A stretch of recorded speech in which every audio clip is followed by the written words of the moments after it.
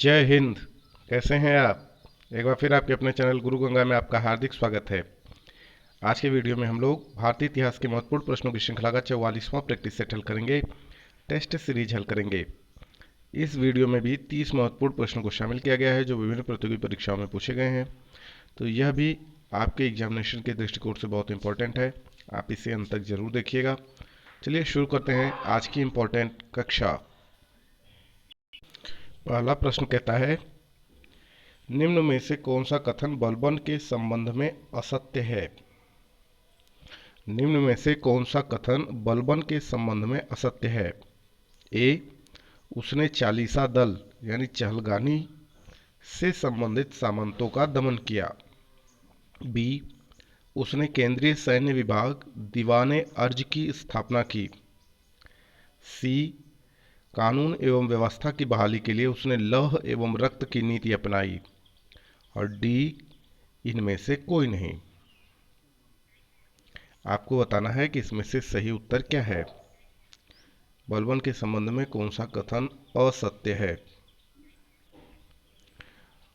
तो देखिए, पहली बात भी सही है, उसने चहलगामी से संबंधित सामंतों का दमन किया।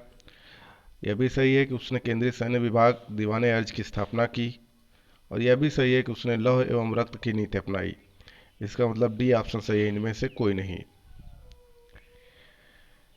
दिल्ली पर शासन करने वाले निम्न वंशों का सही क्रम क्या है? एक, गुलाम वंश। दो, खिलजी वंश। तीन, लोदी वंश। चार, सैयद वंश। और पांच, तुगलक वंश। ABCD करके चार ऑप्शन दिए गए हैं, आपको बताना है इसमें सही क्रम कौन सा है। तो आप ध्यान से देखिए, इसमें सबसे पहले गुलाम वंश ने शासन किया, फिर खिलजी वंश ने, फिर तुगलक वंश ने, फिर सैयद वंश ने और फिर लोदी वंश ने। तो जो ऑप्शन तैयार होगा वह होता है 1, 2, 5, 4, 3। 1, 2, 5, 4, 3, ये है बी ऑप्शन सही है। मोहम्मद गोरी के आक्रमणों का निम्न में से कौन सा परिणाम नहीं हुआ? ए, पंजाब से लेकर बंगाल तक फिर से उत्तरी भारत एक केंद्रीय सत्ता के अधीन हो गया। बी, उत्तरी भारत में एक नगरीय क्रांति का सूत्रपात हुआ। सी, भू राजस्व से प्राप्त आर्थिक साधन अब प्रत्यक्ष रूप से शासक के हाथों में केंद्रित हो गया। और डी, इनमें से कोई नहीं। आपको बताना है कि मोहम्मद गोरी के आक्रमणों का निम्न में से कौन सा परिणाम नहीं हुआ। तो बी और सी यह दोनों तो सही हैं, ये दोनों परिणाम प्राप्त हुए मोहम्मद गोरी के आक्रमणों से, लेकिन पंजाब से लेकर बंगाल तक फिर से उत्तरी भारत एक केंद्रीय सत्ता के अधीन हो गया, यह परिणाम नहीं हुआ। यह सही बात नहीं है, इसलिए इस प्रश्न के लिए यही सही विकल्प है, ए। तुर्कों द्वारा राजपूतों को पराजित करने के निम्न में से कौन कारण थे? एक, उनके समाज का पृथकतावादी एवं अनुदार होना। दो, असमानता पर आधारित जाति व्यवस्था। तीन, विज्ञान एवं प्रौद्योगिकी की अवनति। चार, भारतीयों की शांति एवं अहिंसा की नीति। आपको बताना है कि ये जो कारण लिखे हुए हैं इनमें से कौन कौन सा कारण है तुर्कों द्वारा राजपूतों को पराजित करने के। ABCD करके चार विकल्प दिए गए हैं, आप बताएं इसमें से सही क्या है। जी हाँ, तो इसमें से उनके समाज का पृथकतावादी एवं अनुदार होना, यह भी है, एक कारण है। असमानता पर आधारित जाति व्यवस्था, यह भी एक कारण थी। और विज्ञान एवं प्रौद्योगिकी की जो अवनति हो रही थी, यह भी एक कारण थी। तो 1, 2, 3 वाला विकल्प सही है, सी सही है। आगे देखें, गुलाम वंश के आरंभिक शासकों का निम्न में से कौन सा सही अनुक्रम है? यानी आपको बताना है गुलाम वंश में जो शासक हुए उनका सही क्रम क्या है। 1, कुतुबुद्दीन ऐबक। 2, इल्तुतमिश। 3, रजिया सुल्तान। 4, आराम शाह। तो ABCD चार विकल्प हैं, उनमें से सही विकल्प का चयन करना है, आपको बताएं। तो सबसे पहले कुतुबुद्दीन ऐबक बना, बिल्कुल ठीक है। फिर आराम शाह, फिर इल्तुतमिश और फिर उसने अपनी बेटी रजिया सुल्तान को दिल्ली की राजगद्दी दी। यानी 1 4 2 3 बी विकल्प बिल्कुल सही है। अलाई दरवाज़ा निम्न में से किसका मुख्य द्वार है? ए सीरी, बी जमात खाना मस्जिद का, सी कुतुब मीनार और डी इनमें से कोई नहीं। तो अलाई दरवाज़ा कुतुब मीनार का मुख्य द्वार है, सी सही है। हिंदुओं द्वारा दिया जाने वाला निम्न को सुमेलित करिए। हाँ, एक तरफ कर दिया हुआ है और दूसरी तरफ उसका नाम दिया गया है, आपको बताना उसमें से सही क्या है। और नीचे ABCD 4 विकल्प भी आपके समक्ष हैं, तो आपको मैच कराना है। तो चलिए देखते हैं। हिंदुओं द्वारा दिया जाने वाला भूमि कर क्या कहलाता था? तो आपको बताना है, बताइए।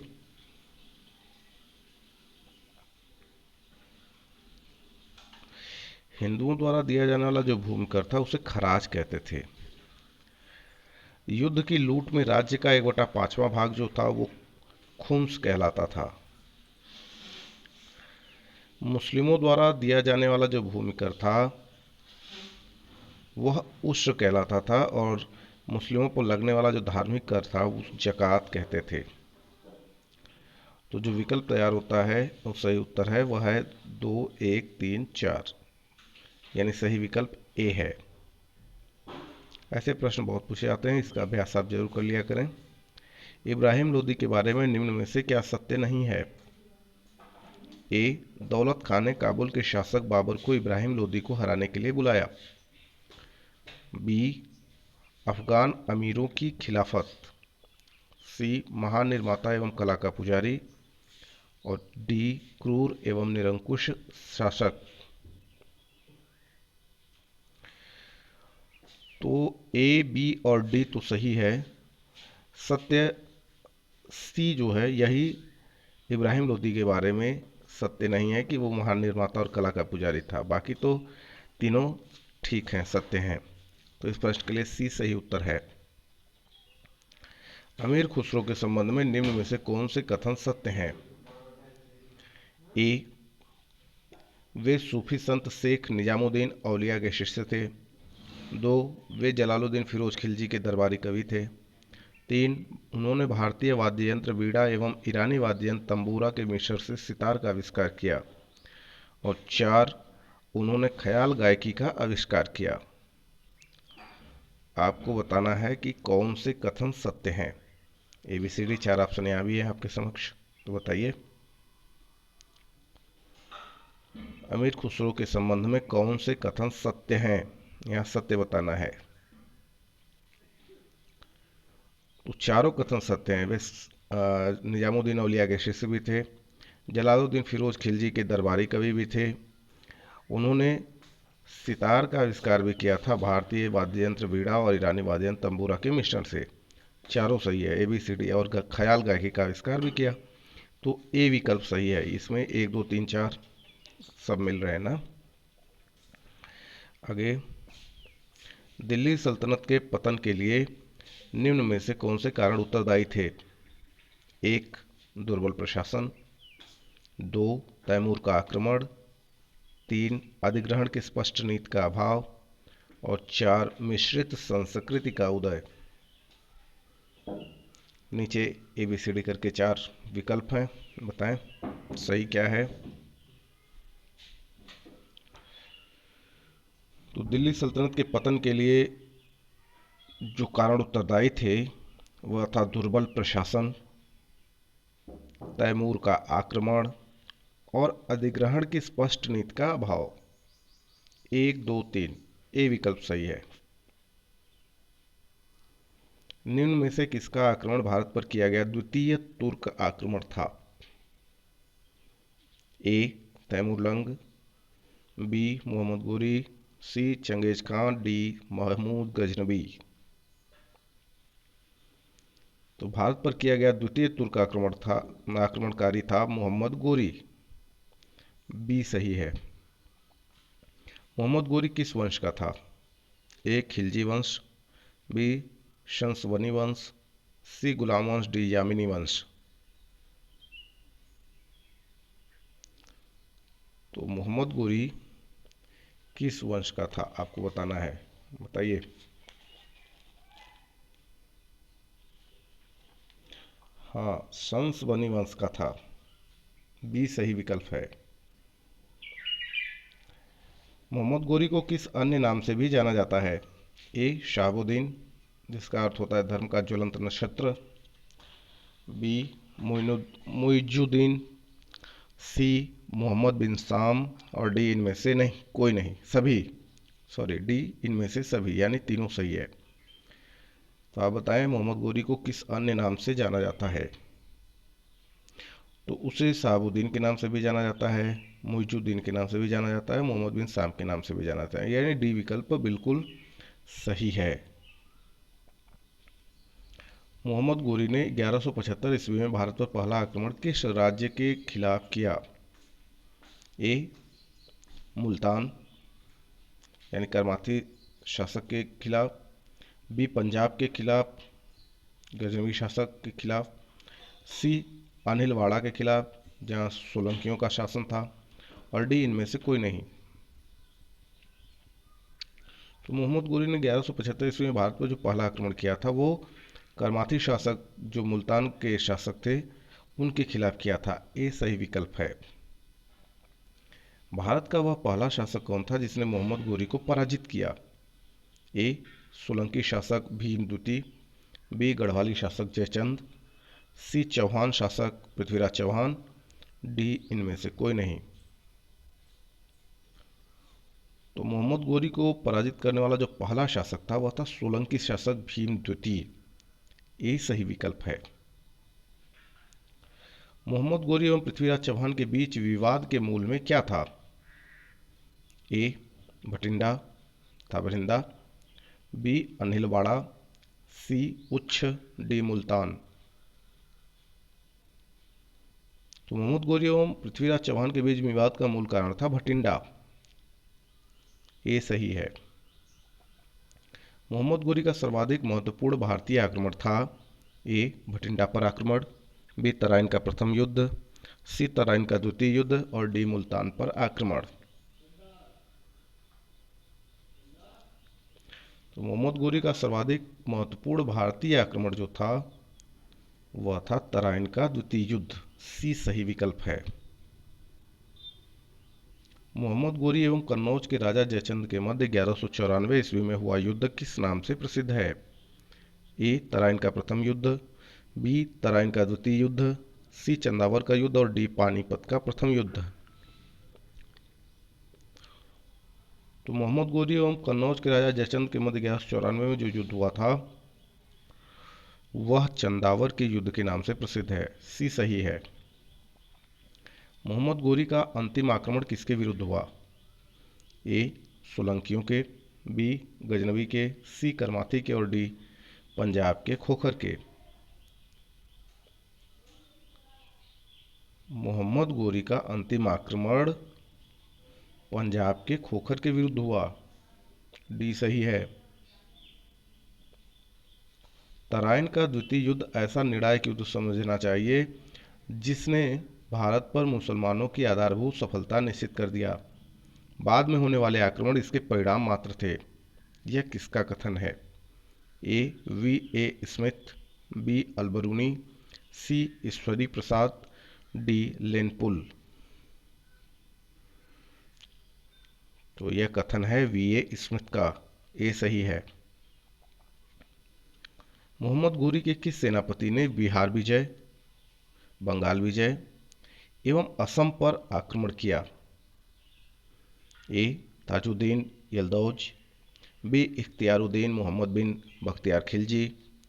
सी नासिरुद्दीन कुबाचा। और डी कुतुबुद्दीन ऐबक। सही विकल्प क्या है वह बताइए। हाँ, इख्तियारुद्दीन मोहम्मद बिन बख्तियार खिलजी, बी सही विकल्प है। भारत में मुस्लिम राज्य का संस्थापक मोहम्मद गोरी को माना जाता है, परंतु भारत में स्वतंत्र मुस्लिम राज्य का संस्थापक किसे माना जाता है? ए कुतुबुद्दीन ऐबक। बी इल्तुतमिश। सी मोहम्मद गोरी और डी इनमें से कोई नहीं। तो भारत में स्वतंत्र मुस्लिम राज्य का संस्थापक माना जाता है कुतुबुद्दीन ऐबक को। ए सही विकल्प है। अलाउद्दीन खिलजी के आक्रमण के समय देवगिरी का शासक कौन था? ए रामचंद्र देव, बी राणा रतन सिंह, सी मलिक काफूर और डी प्रताप रुद्रदेव। तो देवगिरी का शासक था अलाउद्दीन खिलजी के आक्रमण के समय रामचंद्र देव। ए सही विकल्प है। जब उसने राजत्व प्राप्त किया तो वह शरीयत के नियमों और आदेशों से पूर्णतया स्वतंत्र था। जियाउद्दीन वर्णी ने यह कथन किस सुल्तान के लिए कहा है? ए इल्तुतमिश के लिए, बी मोहम्मद तुगलक के लिए, सी अलाउद्दीन खिलजी के लिए और डी बलबन के लिए। तो जियाउद्दीन वर्णी ने यह कथन अलाउद्दीन खिलजी के लिए कहा। सी विकल्प सही है इस प्रश्न के लिए। सल्तनत काल में भू राजस्व का सर्वोच्च ग्रामीण अधिकारी कौन था? ए चौधरी, बी पटवारी, सी मलिक, डी रावत। तो भू राजस्व का जो सर्वोच्च ग्रामीण अधिकारी था सल्तनत काल में, उसे कहा जाता था चौधरी। ए विकल्प सही है। तैमूर के आक्रमण के बाद भारत में किस वंश का राज स्थापित हुआ? ए खिलजी वंश, बी सैयद वंश, सी तुगलक वंश और डी लोदी वंश। तो तैमूर के आक्रमण के बाद भारत में सैयद वंश का राज स्थापित हुआ। बी विकल्प सही है। निम्नलिखित में से किस सुल्तान के दरबार में सबसे अधिक गुलाम थे? ए मोहम्मद बिन तुगलक, बी अलाउद्दीन खिलजी, सी बलबन, डी फिरोज तुगलक।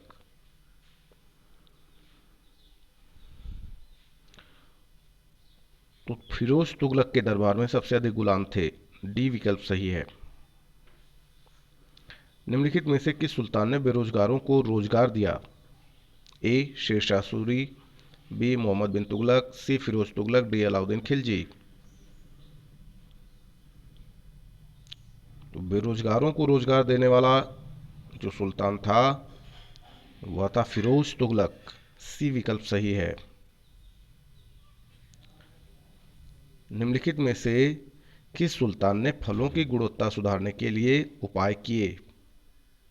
ए शेरशाह सूरी, बी फिरोज तुगलक, सी सिकंदर लोदी, डी मोहम्मद बिन तुगलक। तो फलों की गुणवत्ता सुधारने के लिए जिसने उपाय किया उसका नाम है फिरोज शाह तुगलक। बी सही विकल्प है। नालंदा विश्वविद्यालय के विनाश का कारण क्या था? ए मुसलमान, बी यूनानी, सी सिथियंस, डी कुषाण। इसका उत्तर आप जानते हैं, मुसलमान। ए विकल्प सही है। तो इस तरीके से छोटा सा इम्पोर्टेंट वीडियो पूरा हुआ। यदि ये वीडियो आपको पसंद आता है तो इसे लाइक जरूर करें, अपने मित्रों में शेयर करना ना भूलें। चैनल पर नए हैं तो चैनल को सब्सक्राइब करके बेल आइकन को प्रेस कर लीजिए ताकि प्रत्येक इंपॉर्टेंट वीडियो की नोटिफिकेशन आपको भी समय से मिलती रहे। और फिर मिलते हैं हम अगले इंपॉर्टेंट वीडियो में। तब तक के लिए आप सभी लोगों को जय हिंद।